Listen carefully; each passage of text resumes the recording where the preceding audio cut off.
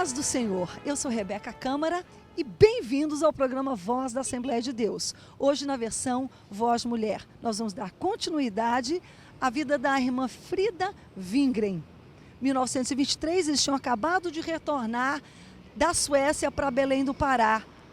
E um grupo de irmãos escreveu aqui do Rio de Janeiro uma carta ao pastor Gunnar Wingren. É que o irmão Heráclito Menezes, um paraense, fora transferido aqui para o Rio. E ao chegar aqui, em São Cristóvão, onde estamos nesse momento, aqui no Rio de Janeiro, ele encontrou uma pequena igreja, a igreja do orfanato.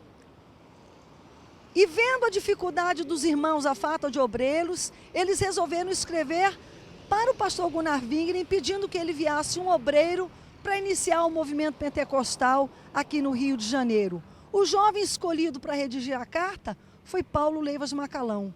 Quando o pastor Wingren recebeu essa carta, ele começou a orar, pedindo direção de Deus sobre quem devia enviar aqui para o Rio. E Deus falou ao coração dele: Gunnar, eu quero que você vá.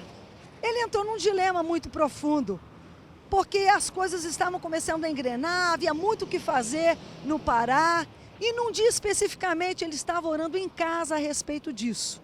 E enquanto ele orava, ele ouviu a voz da esposa dele no cômodo ao lado, em casa, cantando o hino que ela acabara de traduzir para o português. Se Cristo comigo vai, eu irei. O número 515 atualmente da nossa harpa cristã.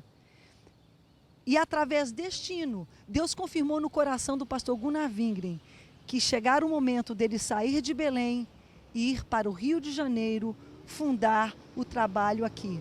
Cante conosco agora, direto do Centenário Centro de Convenções, o hino da harpa número 515. Se Cristo comigo vai. Se Cristo comigo vai,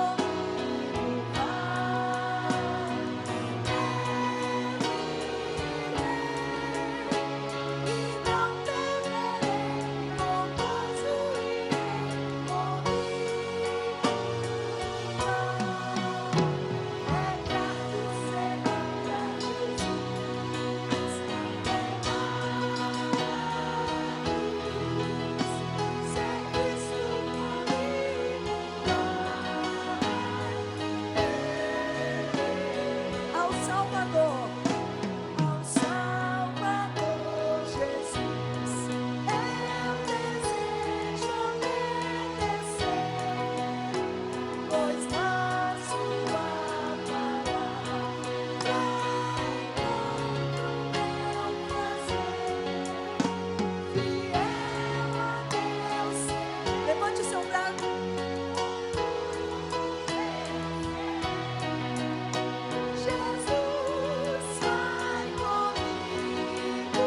irei comigo.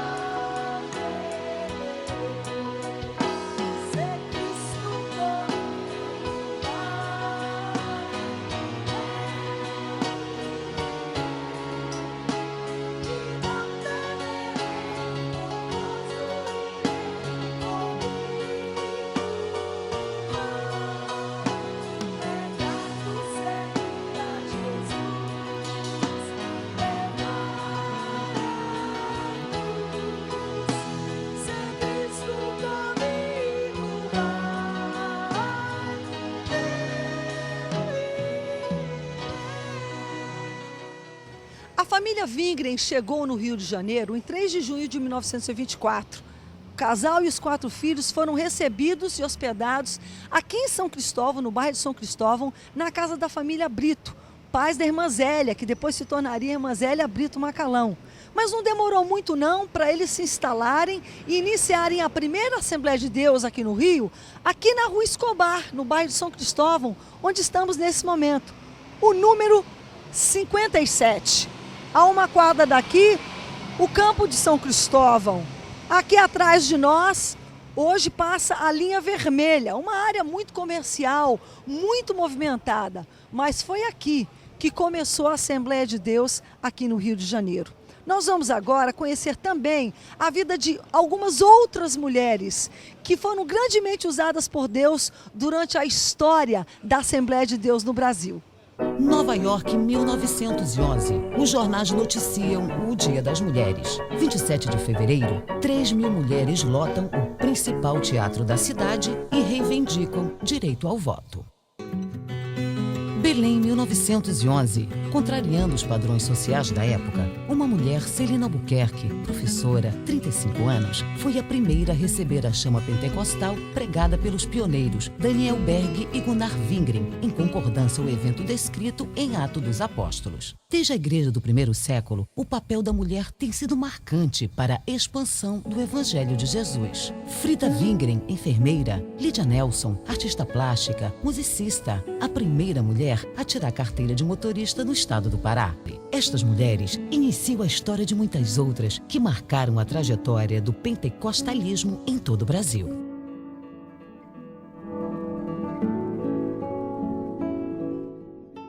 Como a responsável pelo evangelismo na igreja, a gente vê que a irmã Frida fazia cultos ao ar livre, Praça da Bandeira, Praça 11, Central do Brasil, na Lapa, também na casa de detenção. Ela era também responsável pela escola dominical na igreja.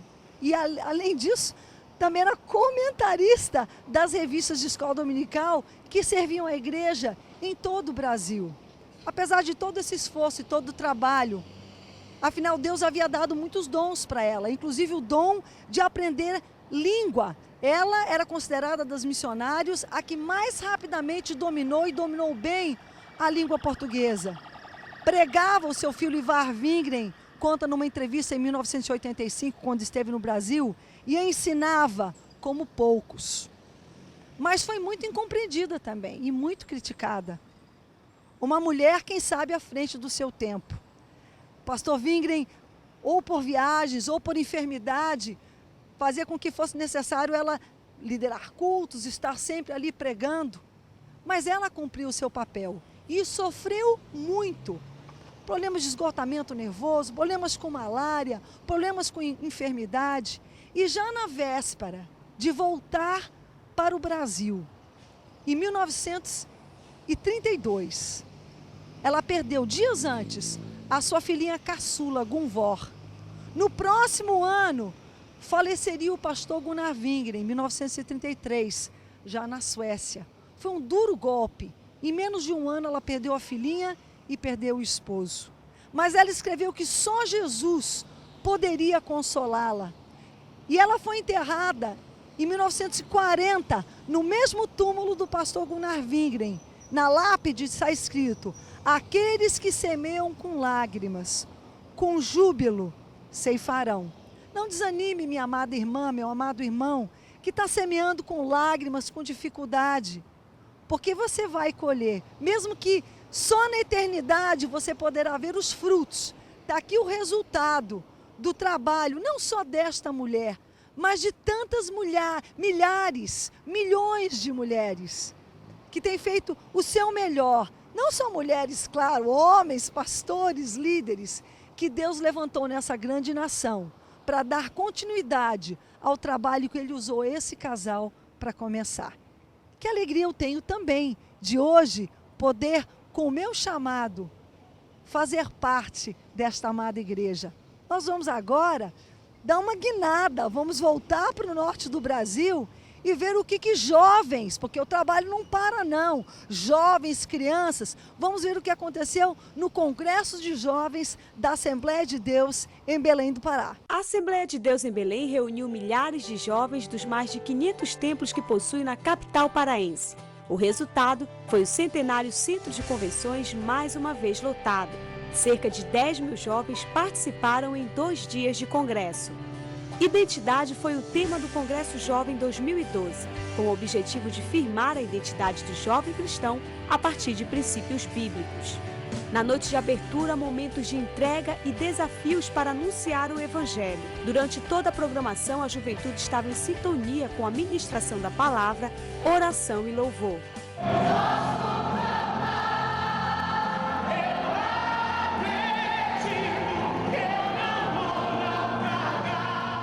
Este ano, um coral de 1000 jovens de diversos templos da Assembleia de Deus foi formado.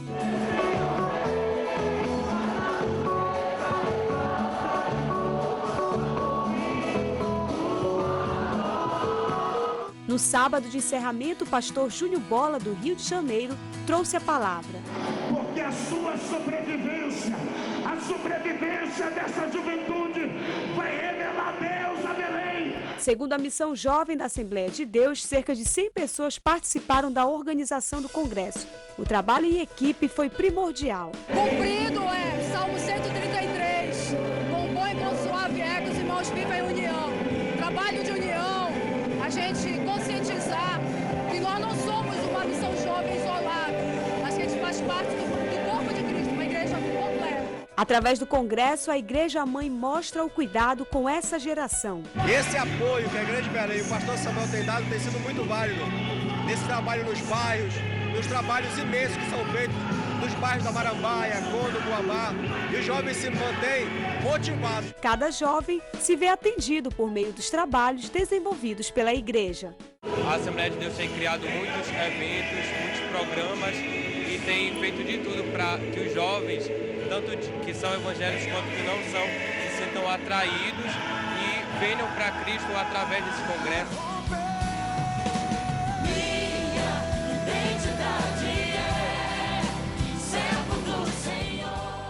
Uma comitiva de pastores da Assembleia de Deus no Amazonas, de Belém do Pará e de outros estados do Brasil participaram da Convenção das Assembleias de Deus do Distrito Federal, Brasília, que aconteceu na Igreja do Plano Piloto.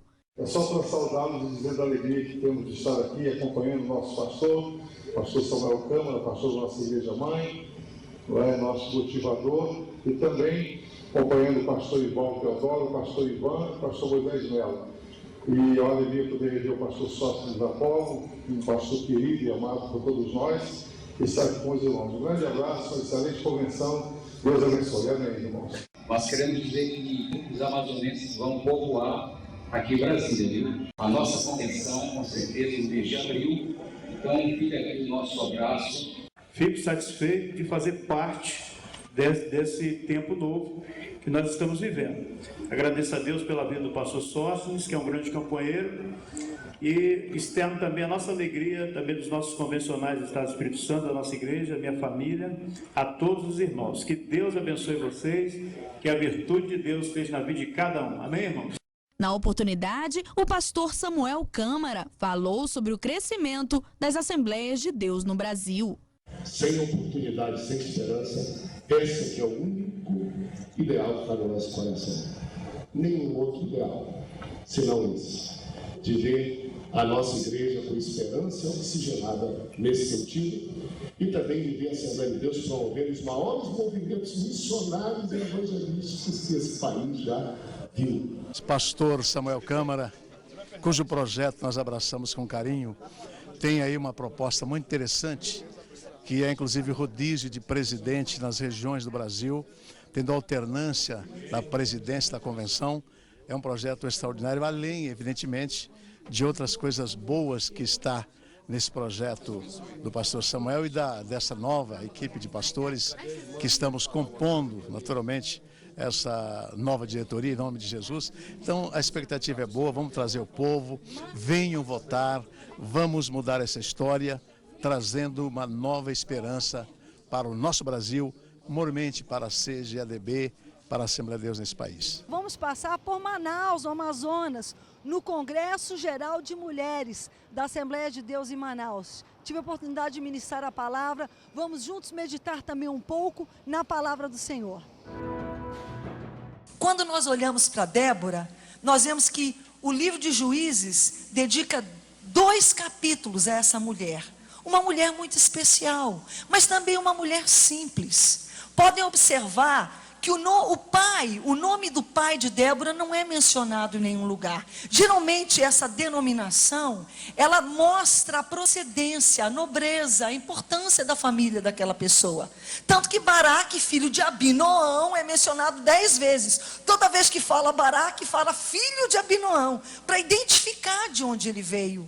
Hoje, quando a Gláucia foi apresentada, Gláucia de Paula, filha do Osiel e da Alda, esposa do Janine. Essa identificação é colocada. Mas com Débora, simplesmente é dito, Débora, esposa de Lapidote. Isso provavelmente indica que ela não era uma pessoa nobre.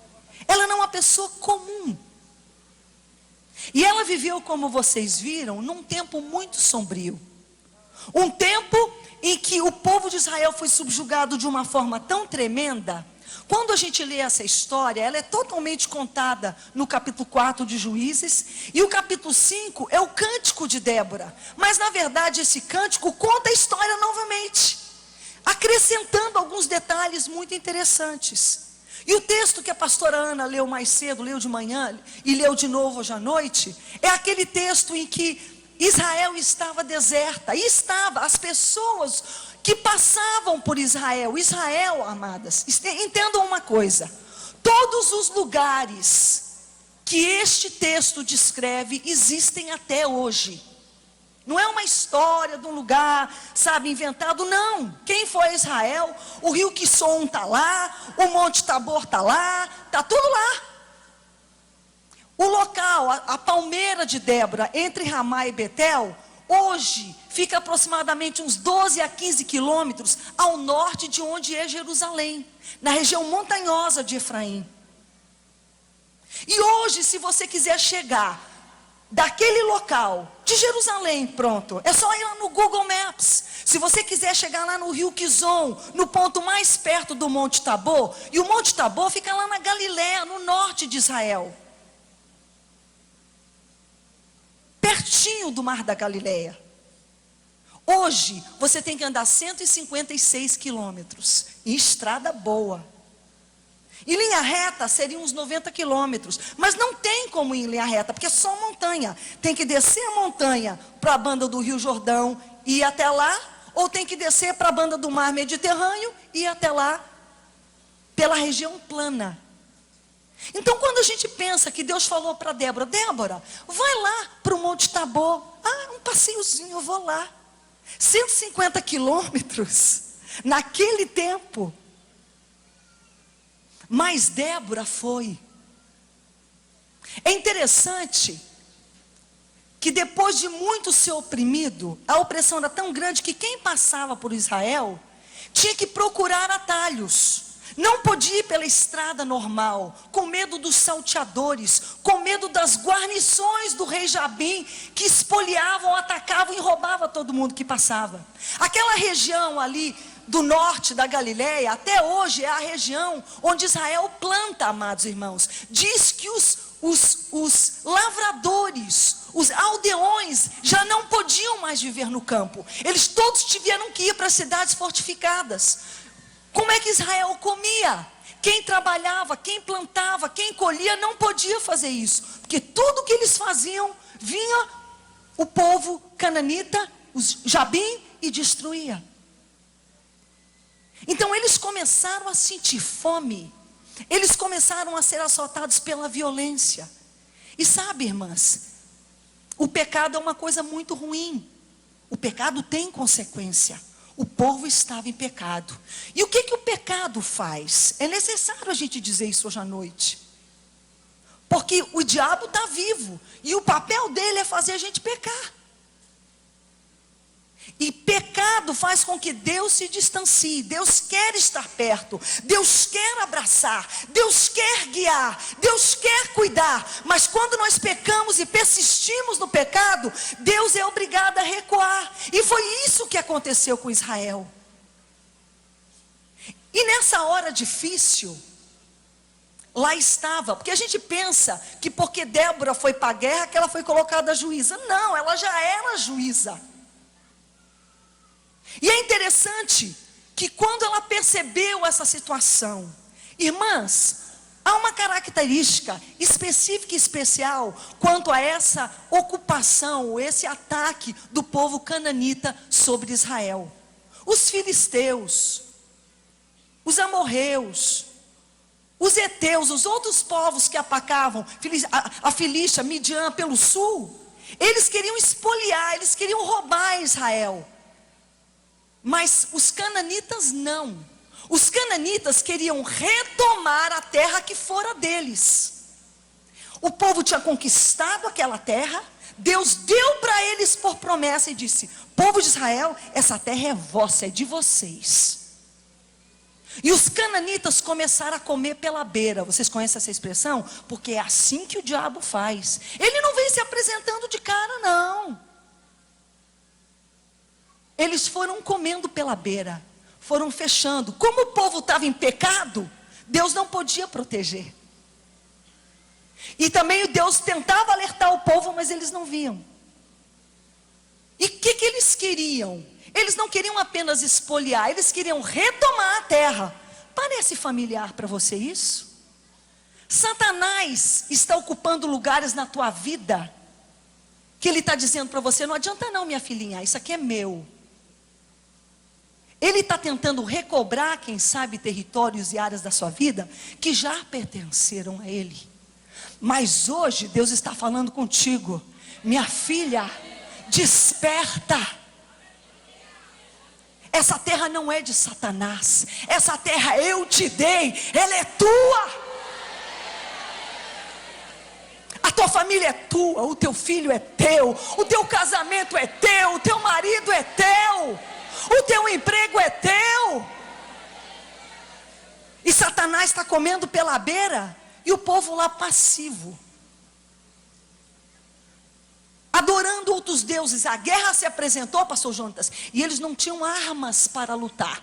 Duas coisas podem ter acontecido: ou simplesmente os cananeus desarmaram eles, foram atacando, foram oprimindo até que foram tomando as armas, ou simplesmente, isso é que é pior, e é que provavelmente aconteceu, porque mais na frente, quando eles tiveram que ir para a guerra, as armas apareceram. Eles se desacostumaram, eles se acostumaram com a presença do inimigo. O inimigo se instalou no meio deles, foi instalando, e eles se acostumaram. E se procurava alguém que desse uma resistência ao inimigo, e não tinha uma arma, um escudo, uma espada. Irmãs, escudo e espada falam para nós de armas espirituais, a fé, a salvação. Vocês estão lembrados da armadura de Deus? Como é que você está com as suas armas espirituais? Não deixe enferrujar não, minha linda. Se levante numa hora como essa. Débora viu, Deus mostrou, Deus abriu os olhos de Débora. E nós estamos aqui hoje dizendo: Senhor, abre os nossos olhos. Às vezes a gente não quer abrir os olhos, a gente tem medo. Medo do que Deus vai pedir para a gente fazer. Medo de que a gente não vai dar conta. Meu Deus, não, eu não sei o que. Então é mais fácil simplesmente não olhar. Não tenha medo, minha linda. Deus não vai pedir para você fazer nada que Ele não te capacite, e já não te capacitou para fazer. Quer ver o maior exemplo disso? Deus nesse momento tocou Débora, no capítulo 5, eu creio que seja o verso 4 ou verso 6. E ela falou quando tudo estava deserto. Deus tocou nela. E ela se levantou por general. Ela se levantou por marechal do exército deles. Ela se levantou por líder e governo. Não. E sabe, irmãs, hoje quando nós pensamos, eu quero ser uma mulher que vai impactar a nação, então eu tenho que ser no mínimo uma pastora. Nós queremos títulos. Deus não olha para título. Deus não olha para títulos. Deus não se impressiona com títulos. Deus não precisa de título para usar uma mulher.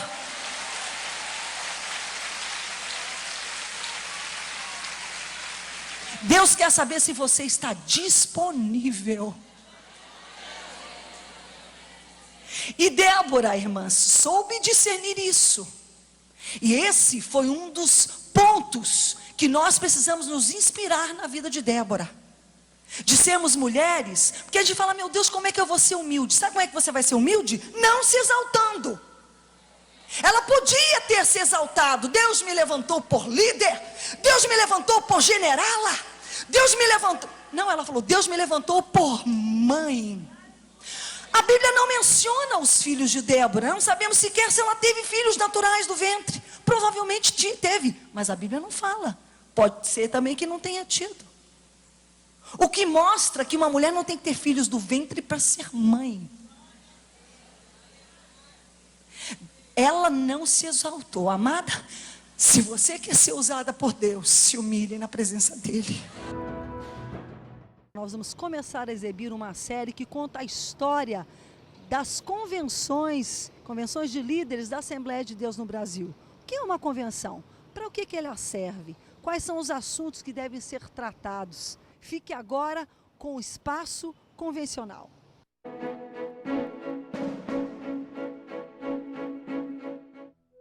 Com o crescimento da mensagem pentecostal por todo o Brasil, surgiu a necessidade de um encontro que pudesse reunir os líderes da igreja em todo o país.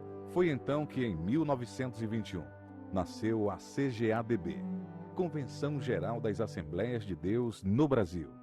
Mas o que é ou para que serve uma convenção?